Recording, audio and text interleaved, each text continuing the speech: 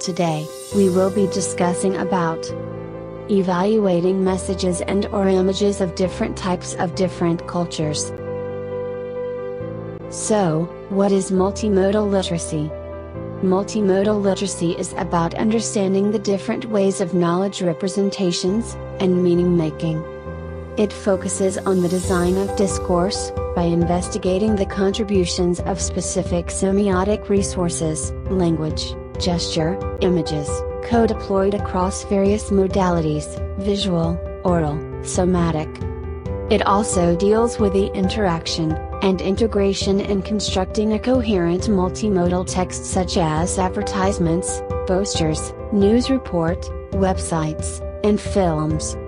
Multimodal is the dynamic convergence of two or more communication modes within the same text and where all modes are tended to as part of meaning making. Most of the texts that we use are multimodal, including picture books, text books, graphic novels, films, e-posters, web pages, and oral storytelling, as they require different modes to be used to make meaning. Many texts are multimodal, where meaning is communicated through combinations of two or more modes. Modes include written language, spoken language, and patterns of meaning that are visual, audio, gestural, and spatial. What is multimodal texts?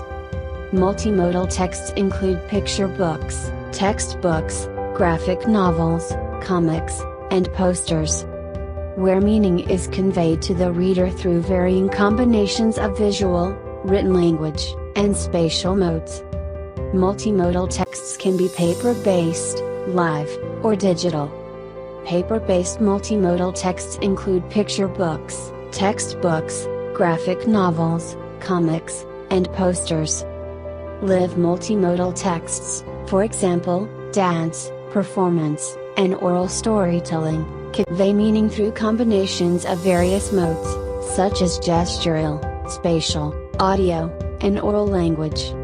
Digital multimodal texts include film, animation, slideshows, e-posters, digital stories, podcasts, and web pages that may include hyperlinks to external pronunciation guides or translations. We have 5 modes of meaning by New London Group. We can use 5 broad semiotic or meaning-making systems to talk about how we create meaning. Linguistic, visual, audio, gestural, and spatial. Multiliteracies is a pedagogical approach developed in 1994 by the New London Group, that aims to make classroom teaching more inclusive of cultural, linguistic, communicative, and technological diversity. They advocate this so that students will be better prepared for a successful life in a globalized world. Multiliteracies are related to multimodality, as many modes are encouraged to be used in different forms of expression. 3. In addition, different technologies and communication channels allow for different modes to be used by people in expressing themselves. Linguistic meaning concerns spoken and written language through use of vocabulary, generic structure, and grammar. It is conveyed through written language via handwriting, the printed page, and the screen, and it is also conveyed through spoken language via live or recorded speech and can be monologic or dialogic. Choices of words, phrases, and sentences are organized through linguistic grammar conventions. Register, where language is varied according to context and genre, knowledge of how a text type is organized and staged to meet a specific purpose.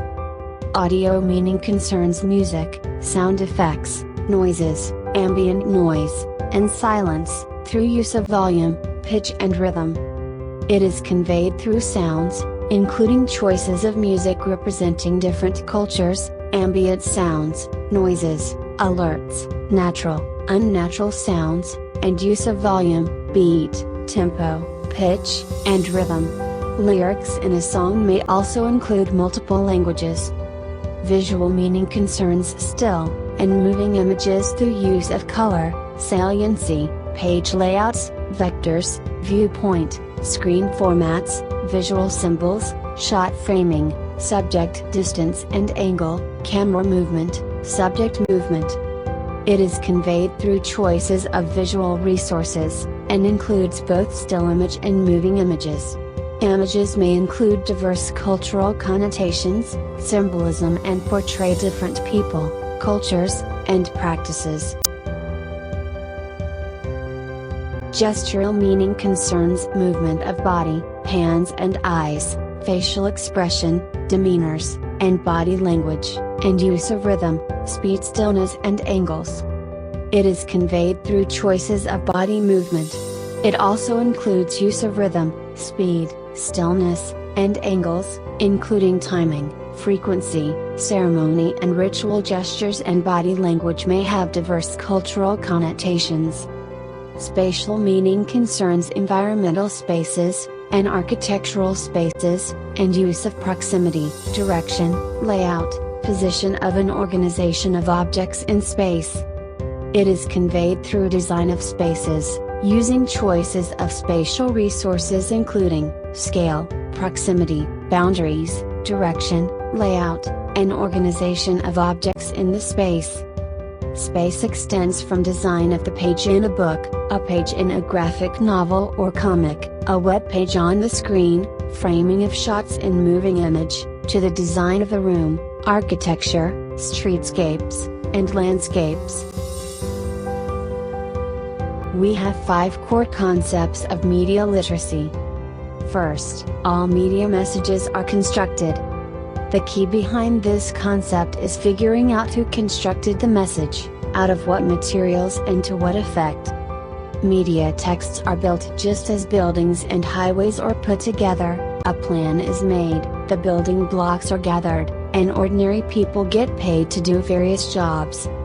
Whether we are watching the nightly news, passing a billboard on the street, or reading a political campaign flyer, the media message we experience was written by someone, or probably many people. Images were captured and edited, and a creative team with many talents put it all together. Next is, media messages are constructed using a creative language with its own rules. Each form of communication has its own creative language. Scary music heightens fear, camera close-ups convey intimacy, big headlines signal significance. Understanding the grammar, syntax, and metaphor of media language helps us to be less susceptible to manipulation. It explores the format of a media message, and examines the way a message is constructed, the creative components that are used in putting it together, words, music, color, movement, camera angle, and many more. Third is, different people experience the same media message differently. Audiences play a role in interpreting media messages because each audience member brings to the message a unique set of life experiences. It is how do audiences interact with the media in their lives? Our bodies may not be moving, but in our heads, we are constantly trying to connect what we're hearing, seeing, or reading with everything else we know. This concept incorporates 2 important ideas. First, that our differences influence our various interpretations of media messages, and second, that our similarities create common understandings. Fourth is, media have embedded values and points of view. Because they are constructed, media messages carry a subtext of who and what is important, at least to the person or people creating the message. The choice of a character's age, gender, or race, the selection of a setting, and the actions within the plot are just some of the ways that values become embedded in a television show, a movie, or an advertisement. In looking at the content of a media message, it is important to understand that there are no value-free media and never will be. All media carry subtle messages about who and what is important.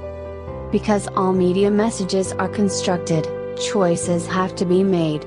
These choices inevitably reflect the values, attitudes, and points of view of the ones doing the constructing.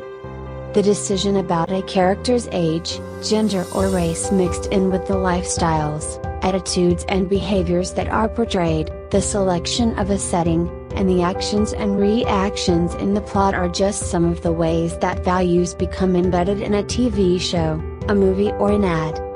Even the news has embedded values in the decisions made about what stories go first, how long they are, what kinds of pictures are chosen, and so on. What's significant about this concept is not that ideas and values are embedded in media messages, but that the values of mainstream media typically reinforce, and therefore, affirm, the existing social system. Lastly, most media messages are organized to gain profit and/or power. Much of the world's media were developed as money-making enterprises and continue to operate today as commercial businesses.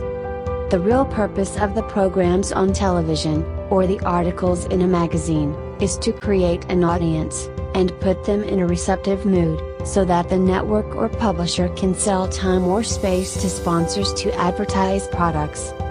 We look at the motive or purpose of a media message, and whether or how a message may have been influenced by money, ego, or ideology. To respond to a message appropriately, we need to be able to see beyond the basic content motives of informing, persuading, or entertaining. Examining the purpose of a message also uncovers issues of ownership, and the structure and influence of media institutions in society. By considering the core concepts behind every media message, you equip yourself with an ability to analyze and interpret a message, and to accept or reject its legitimacy.